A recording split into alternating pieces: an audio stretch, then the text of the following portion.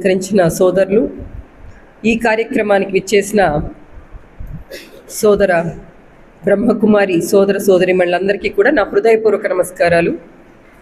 ముఖ్యంగా ఈ జ్యోతిరెడ్డి నగర్లో సత్యవతక్క ఒక మంచి ఉద్దేశంతో ఈ స్థలాన్ని డొనేట్ చేశారు.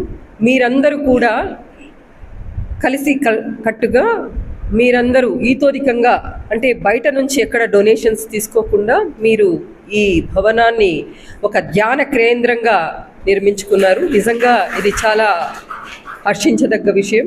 అంటే ఎవరో వచ్చి ఏదో చేస్తారని కాకుండా మీ వంతు సహాయ సహకారాలతో ఈ భవనాన్ని పూర్తి చేసుకున్నారు.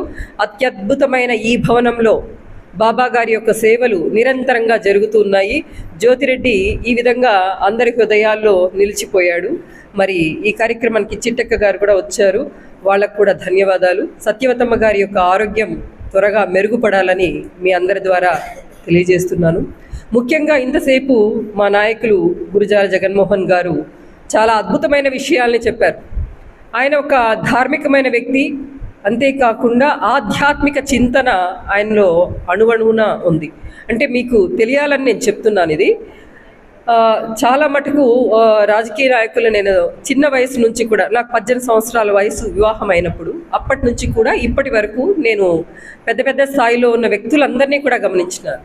అంటే మీరు అంటున్నట్టు నిద్ర, కోపం, అసూయ, ఈర్ష్య, అసూయలు మెండుగా ఉంటున్న ఈ సమాజంలో ప్రజలకు సేవ చేయాలి అనే ఒక దృఢ సంకల్పంతో కోటాను కోట్లు సంపాదించి ఆ సామ్రాజ్యాన్ని వదిలి మామూలు ఒక మనిషిగా ఇక్కడికి తను పుట్టిన ఊరికి సేవ చేయాలనే ఉద్దేశంతో ఈ ఊరికి ఆ సామ్రాజ్యాన్ని వదిలి ఆయన ఈరోజు వీధుల్లో తిరుగుతూ అందరికీ నమస్కారాలు పెడుతూ నేను ఏం చేయాలి, ఎటువంటి కార్యక్రమాలు చేయాలి అని ప్రతి ఒక్కరిని కూడా ప్రశ్నిస్తూ వస్తున్నారు. మొన్న మీరు వచ్చినప్పుడు కూడా ఆయన చాలా ఓపికగా ఉన్నారు. నేను ఆ సమయంలో అక్కడే ఉండటం జరిగింది. మీకేం చేయాలి, ఎలా చేయమంటారు, ఎట్లాంటి కార్యక్రమాలు మీరు ఏమన్నా చెప్తే నేను డిపార్ట్మెంట్ వాళ్ళతో కూడా మాట్లాడతాను. స్కూల్స్లో కూడా, అంటే జగన్ గారికి గుర్తులేదేమో ఆ మాట అన్నారు, స్కూల్స్లో కాలేజెస్లో నేను చెప్తానమ్మా, మీరు ఏర్పాటు చేయండి అని కూడా ఆయన మీరు అడగక ముందే తను మాట ఇచ్చారు. సో ఇట్లాంటి వ్యక్తి ఉన్నప్పుడు మీరు దాన్ని సద్వినియోగం చేసుకోవాలని కోరుకుంటున్నాను. ఎందుకంటే ఆధ్యాత్మిక చింతన, దైవ చింతన, పాపభీతి ఉన్న వ్యక్తులు చాలా అరుదు. మరి తను ఒక పెద్ద సామ్రాజ్యాన్ని నిర్మించుకుని అక్కడ చక్రవర్తి లాగా ఉన్నాడు. మరి ఈరోజు వచ్చి ఒక మామూలు వ్యక్తిగా ప్రజలతో కలిసిపోయి వాళ్ళ యొక్క సమస్యలు తన సమస్యలుగా భావించి ఈరోజు నిరంతరం దైవ చింతన కార్యక్రమాలు, ఏ ఊరికి పోయినా ఆయన్ని గుడి అడుగుతారు, బడి అడుగుతారు, తనకు తోచినంత తను చేస్తున్నాడు. మీరు చేస్తున్న కార్యక్రమాలు మీరు అన్నారు, చెప్పని కూడా చెప్పారు, ప్రిజన్స్లో కూడా పెట్టించండి, నేను మాట్లాడతాను అట్లానని తను మీకు మాట ఇవ్వటం జరిగింది. కాబట్టి రసమున్న మామిడి పండుని మీరు బాగా పిండుకోవాలి. మరి ఈ విధంగా సహాయం చేసే వ్యక్తిని మీరు అన్ని విధాలు ఉపయోగించుకుంటే ఈ సమాజం బాగుంటుంది, తద్వారా మన ఊరు బాగుంటుంది. మన ఊరు బాగుంటే మనం అందరం కూడా బాగుంటాం. ఈర్ష్య, అసూయలతో నిండిపోయి ఎంతసేపు పరనింద దీంతో కాలం గడుపుతూ మీరు ఇప్పుడు మొబైల్ టాక్సిక్ దాని గురించి చెప్పారు, అనిద్ర గురించి చెప్పారు.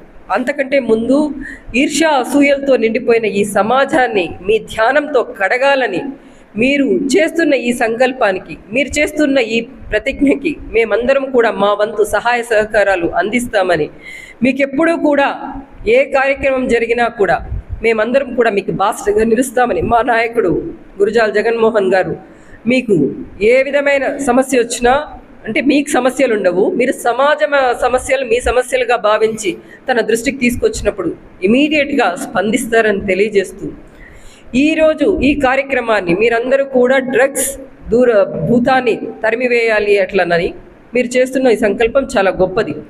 ఈరోజు ప్రతి సందులో, ప్రతి గొంతులో చాలా colleges, engineering colleges, medical colleges మనం చూస్తున్నాం. చిన్న చిన్న పట్టణాల్లో కూడా విస్తరించిపోయి పిల్లలు డ్రగ్స్కి అలవాటు పడిపోతున్నారు.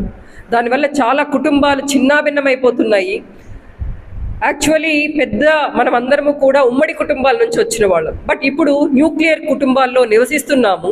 ఆ న్యూక్లియర్ కుటుంబాల్లో కూడా ఉన్న ఒకరో ఇద్దరో, ముందు ఇద్దరో ముగ్గురో ఉండేవాళ్ళు, ఇప్పుడు ఒకరికి వచ్చినారు. ఆ ఒకరు కూడా మత్తుకు బానిస అయిపోతే ఆ తల్లిదండ్రుల పరిస్థితి ఏంటి, ఆ కుటుంబ పరిస్థితి ఏమిటి, దాని ద్వారా ఆ సమాజం ఏ విధంగా ముందుకెళ్తుందో ఒక్కసారి ఆలోచించారు.